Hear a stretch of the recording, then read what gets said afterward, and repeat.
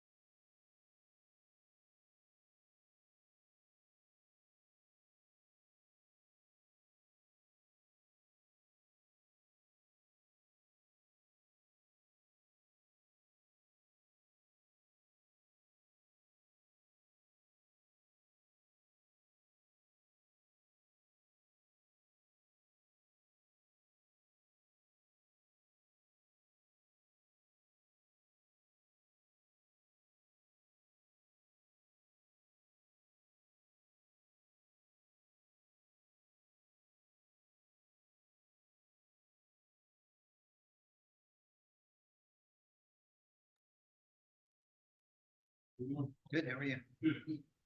And looking night. Yeah, looks that way. We'll see, though. Yeah. I don't know yet. Yeah. You don't. Fair. Well, you should understand. Yeah, embrace this as well. Yeah.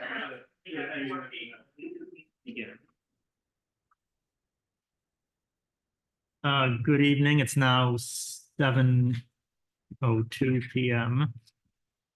This is the meeting for June, 20th? Oh, yes, because we have the minutes from June 10th here. First, I'm the chair, Andrew Ellis. To my right is the vice chair, Jason Rainone, followed by Jason Nystrom and David Francis. We have 4 members present. That constitutes a quorum. So we will be able to proceed with the meeting. Is there any discussion or amendments to the meeting minutes from June 10th? I'll move approved as circulated. Second, all in favor? Aye. Any opposed? Okay, so the minutes are approved.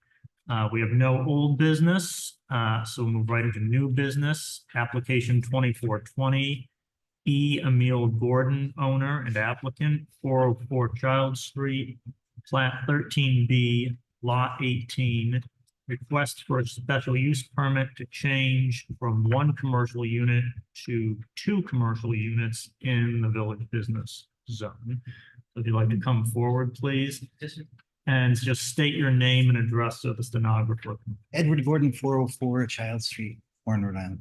All right. So give us a brief explanation of what you're planning to do with the building and why you think it's appropriate that a special use permit would be granted.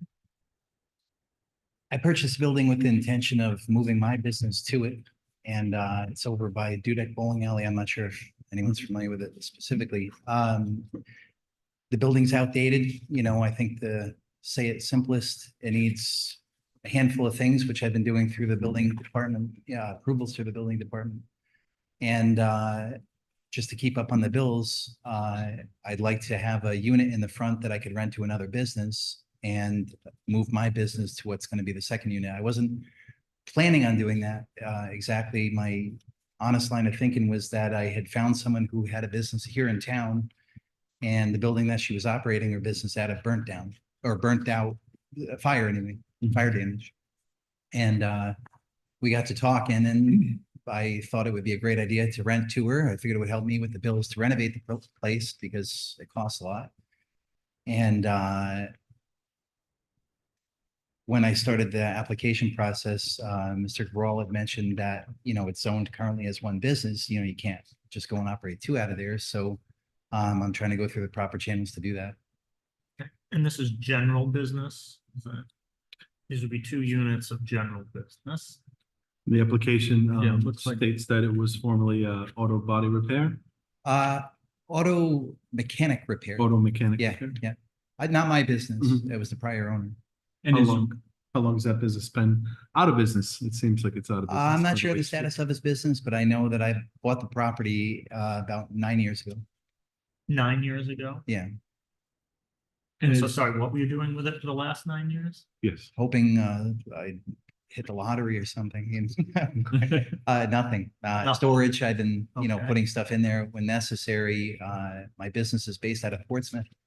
At the time that I purchased the building, a lot of my business had started to shift up this way to Warren and Barrington. And, you know, with the current state of affairs on the bridge and everything else, you know, I used to be able to walk the distance in 20 minutes, you know, and now it just takes forever. And that is a big business expense. So I moved up here with the intention of doing something like that. Finances aren't always what, you know, I'd like to think they are. So things just took a lot longer. You know, I'm usually working at somebody else's house. And is your business the personal training No, business? I'm a stonemason. My company's called Stonecraft. Okay, so the office unit would be your business or your interest in that? I'd like to see them as 2 office-related businesses. I've had some people talk to me maybe about renting because I don't know how long I'm going to do this. I've been doing it for 33 years. So there is an expiration date at some point. So what I don't want to do is, you know, be requesting of the board for my business exclusively, and then, you know, a couple of years or whatever amount of time I decide it's, you know, my back is bad or something. So I would like to have 2 businesses in there that follow suit with the village business zoning. That's what the building is now currently zoned at. And the ordinances that I've seen regarding village business, to me, suit my interests as the owner. I don't want to see half the business that are not allowed there on that property. I think with the personal training business, I think it's a good impact on the neighborhood specifically. There's a lot of rundown buildings out there. And, you know, I'm not looking over the fence at other people's properties, but I just think that, you know, one more antique store or one more flea market type store, you know, is really not necessary. You know, I think like this is a good business. It's a clean atmosphere. It's not a, you know, type of business. I think that would be a negative impact to people in the neighborhood. You know, she's been in business, from what I understand, I can't tell you facts on it, but I believe about 5 or 6 years. I know she's a Warren resident. It seems like a great business, and I think that that would be a good atmosphere for it. And for me, you know, the rest, I don't really need the building for the purpose of my business specifically, but I need some space, and I'd like to have a business office. How many parking spaces do you have on the premises? The front parking lot would hold probably about 4. And I have an area in the back that is, it's a parking space. It's not asphalt finished, but I'm planning on doing that in all of this. Well, you're not required to have any parking in the village. Correct. business Well, it's- Anyway, so. Village business. But it's nice that you have. It's still nice to there. Yeah, it's just nice to Yeah, know. well, I got some busy my street. interest is to have it on my property. I'm aware that the side street, Monist Street has no restrictions for street parking, but I don't want anyone that's using the property or utilizing the property to be parked out there if I can avoid. I can't tell them where to park. I'm not the director, but you know, I want to provide is what I'm trying to say. Makes sense. All right, so Mr. Chair, I'm just trying to think, looking to, how do we classify this? Would this be a section 3250 professional or business office building? Could be professional services type Yeah. thing. Okay. I don't know if there's something specific for the personal training. I know, that's the only thing I'm trying to think, just to kind of like leave it, I don't say leave it open, but Or at least so I don't- yeah, I don't the know. future tenant doesn't have to come back and get a separate special That's use. what I'm thinking. Just something like general business. Hmm. All right, as far as the applicant, as far as like hours of operation, do you have any rough ideas what you know, what the maximum you might be looking at would be? As a landlord, I don't want to see anything going on, after a reasonable time at night. I think noise ordinances are typically 10 o'clock. I would like to think that everybody would be out of there early. I'm reluctant to try to enforce something like that. If someone's paying rent, as long as they're compliant with the laws of the land here, it is what it is. But I think realistically speaking, for that kind of business, she would be unlikely to have a client after 7 or 8 at night. I would imagine she'd probably be done around 5 or 6. All right, yeah, because one of the things we generally look at are it's assigning what can be the maximum, maybe let's say, for example, you want 8 to 8. That means, anything could happen within that period of time. But what we often say is, if you can think of a reasonable time that, how do I say this? The heat's getting to me, I guess. Basically, one of the things standards conditions will set are what the maximum hours of operation could be. So just, think about it for a couple of minutes, but we are gonna ask, what do you think that would be? So we can assign that with the application. Whether it's And you don't have to keep it from, like a 7-hour window. You can open it up. yeah, to what we think is reasonable. I mean, I know that. Well, me as a potential tenant there,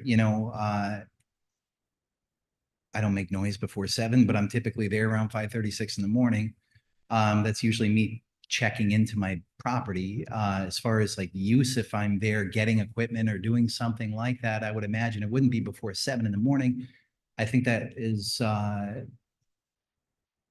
if any of you were going to get personal training somewhere, you're trying to squeeze it in before your work shift maybe, and you want to get an hour in with a trainer or something like that, I would like to think that she would appreciate having an early option. As far as the evening, again, she would likely have clients that are trying to do something after work.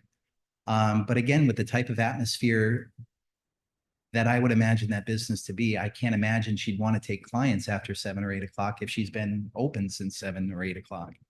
I would rather say 7 to 10. I mean, if I had to guess a time or say something realistic, just in case she has a client that comes in at 8 and it's an hour session, maybe, and she has time to, I don't know if she has to run out the door if you're telling an hour, but I would think that she has to clean up or do things, but I don't want to see any activity there personally as a landlord. I don't want to see anything going on that late at night. I'm pretty close with the neighbors immediately to the building.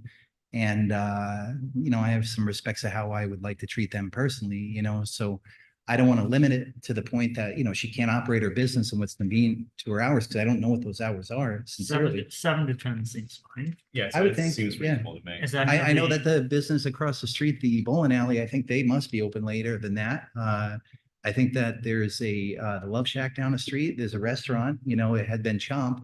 I would imagine they're open till a reasonable time. And it's not a 1 o'clock in the morning kind of a place, I wouldn't allow that. I would make it very clear that that's not what I'm gonna see. 7 to 10 is fine. And would that be 7 days a week? For the me, option. no, I'd like to take the day. I know, but we're saying the maximum conceivable because, we don't want you to say, yeah, it's only Monday through Friday. 6 months from now, geez, the studio really wants to take Saturday clients. You gotta come back to us then. So that's why we're saying I would rather say 7 because again, the logic in that kind of business, it's not my business. Meaning I don't own the business. A working person that's working a 40-hour shift somewhere, where do they find the time with kids and everything else to get an hour with the trainer? So they may want to do the weekends, I don't know what her personal work schedule is. It's my understanding she doesn't work on Sunday, but I don't know that. And I don't want to limit her, from being able to operate her business. I think 7 days sounds reasonable for this sort of thing. Leave the window open. We're not gonna have deliveries or trash pickup before 7 AM or after some time we determine in the evening. I've had a dumpster that I hide so that it's not visible from the public, It's the but noise of the truck coming to collect. yeah, the dumpster, earliest not I've been lucky if I can get them there at 10 in the morning, to be honest with you. Yeah, I think what we're saying is probably, one of the stipulations is no deliveries or pickup before 7 or after 6. Is that what we've done? Typically, yeah. around that. And again, it's strictly for the noise. Yes, sir. Yeah, I agree. And comply. Will you be using the same dumpster? Yes, Basically that you have on, yeah. probably, so it'll I follow the same schedule that you have. She's made it clear that she probably would never use it, Yeah. you know, It's not much. I'm trash. sure there's coffee cups and Yeah, light trash. other things, you know, so, yes, we would share it. Are you adding any signage on the property to identify these businesses? There wouldn't be individual dumpsters. I think that might have been the better answer to your question. There's not going to be multiple dumpsters. There's one dumpster that I'm planning for the entire property. Yep. So that's, I'm I'm sorry, sir. Sign. I would like to have a sign for my building. I don't know what the tenant is gonna have interest in for signs. She may want additional signs if they're allowed. I don't know how that works. As long as I'm- it all fits within the amount allowed in the ordinance. If it doesn't fit, then you have to come back and ask for a variance on the size of the sign. I am planning on putting a sign on the corner of the property. A sign frame at the moment. I'm a stonemason. I'm planning on doing So a decorative. it has to be to the size that's in. Correct. I spoke with Mr. Crawl. Yeah. So the applicant is working on putting a freestanding sign on the property. He's been advised that where he wants to put it is fine, that can't be greater than 8 feet, 15 square feet, both sides equaling 15 square feet or less. So any signage after that, he'll need to come before you. You got that? Yes, sir. And note that that does not include things like wayfinding. So if it's directional signage telling people where to park or anything along those lines, that Yes, signage sir. is not included. It's not Yep. considered. Regarding the lighting of the property, what sort of exterior lighting is there current? Nothing. Are you planning on putting exterior lighting? On a very simple scale, meaning for safety purposes near entryways. I don't plan on having any illuminated signage or anything like that at night. I don't plan on illuminating the building for its own decorative purposes. It's really just, you know, something near the entrances and exits, so it's safe. You know, if somebody walks out, it's daylight saving time, it's 6 o'clock at night, someone's leaving the place, I want them to be able to see safely where they're going. What about like a spotlight on the sign so people? No. can- But nothing like No, that. nothing at this time. I have no intention of doing that. I would prefer not to see that. And as far as any sign lighting, rather that you do put out, one of the conditions we generally put on is that it's you have a way to dim or control it should it ever get too bright down the road, and that they be with dark sky compliant or Full cutoff. Full So cutoff. essentially, all the lighting is directed at the ground rather than any of it being directed up into the sky.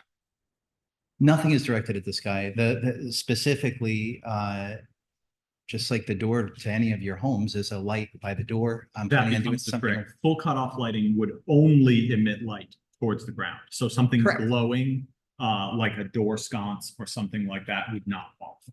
Something that is, sort of a little LED light that puts a pool of light on the landing in front of the door, that would be acceptable because all of that light is shining down. That's my intention. Yep. Nothing else. yeah, just because you know I understand there's the daycare I think next to you, but then there's also the residential watch. We just want to make sure there's not light trespass Correct. spilling out. Yep. Okay. Of course, the businesses would not be able to open until both the building inspector and the fire department have reviewed all your plans and whatever work is happening and determined that it's compliant with all. Mr. Cabral has made that very clear. And any permits, if, you know, from health department, any other state agencies, if there's anything necessary, the approval would be conditioned that you have to abide by all applicable regulations of the state. Yes, sir. Federal and local. See the Casper, the friendly We'll ghost, see. has to say anything. All right, so we'll just check if there's anyone in the public, and we have to ask if there's anyone that wants to speak or against. The guy's taking a harsh stand over there. I know. He seemed pretty surly. at the beginning. Not seeing anyone, we'll bring it back to the applicant. Do you have any further information you want to share with us or things you want to make known about this project? What I'd like to make known is that I have every intention of doing what is within my means to make this a current attraction to the neighborhood, not in an outgoing way, but just to bring it, you know, to speed in a tasteful way, you know, complying with any code or regulation that the town has or otherwise state has. You know, I just don't want to see it look like an old garage. Is there any further questions for the applicant or other discussion on this matter? In that case, is someone ready with a motion? Yeah, I'll bang this one out. I'll move approval of application 24-20 E. Emil Gordon, owner and applicant, 404 Child Street, plat map 13B, lot 18. Request for a special use permit to change from one commercial unit to two commercial units in the Village Business Zoning District. In approving the special use permit, we will note that it is compatible with the neighboring land uses. There are a number of different commercial uses within the surrounding area, and all of which have pre-existed and survived in harmony for many, many years. They will not, this project will not create a nuisance or a hazard in the neighborhood. We have heard testimony that splitting this particular building into two commercial units will not significantly increase any sort of traffic in the surrounding area. Although it is not required, there is plenty of parking on the property. And both of these commercial uses will be sort of professional office style uses and therefore should be completely compatible with everything in their surroundings. We will note that this is compatible with the comprehensive community plan as it is adding to the diversity of business and professional services provided within the town of Warren. And as such, the public convenience and welfare will be served. We will condition this approval on the fact that no trash pickup or deliveries shall happen before 7 a.m. or after 6 p.m. in the evenings. We will note that the operating hours of both of these commercial businesses will not exceed 7 a.m. to 10 p.m. 7 days a week. Any additional lighting that is added to the property will be full cutoff lighting fixtures to ensure that there is no light trespass onto neighboring properties. And we will note that in the renovation and development of this building into two full commercial uses, that any renovations must meet all applicable building code and safety requirements. Okay, Mr. Anything? 7 days a week. Yeah. Oh, and the hours will be 7 days a week. Any other conditions, amendments? No, is there a second? Second it. Okay, all in favor? Aye. Any opposed? So the motion is passed 4-0. So you can move forward with the building department, submit your plans and what you need to do to get it going. Yes, sir. Thank you, guys. Thank you, everybody. Good luck. Are there any administrative matters anyone wants to note? Not seeing any. Is there a motion to adjourn? So moved. Seconded. Thanks, guys. All in favor? Thank you. Aye. And we're adjourned. Peace out, Cub Scout. 21 minutes. Actually, no,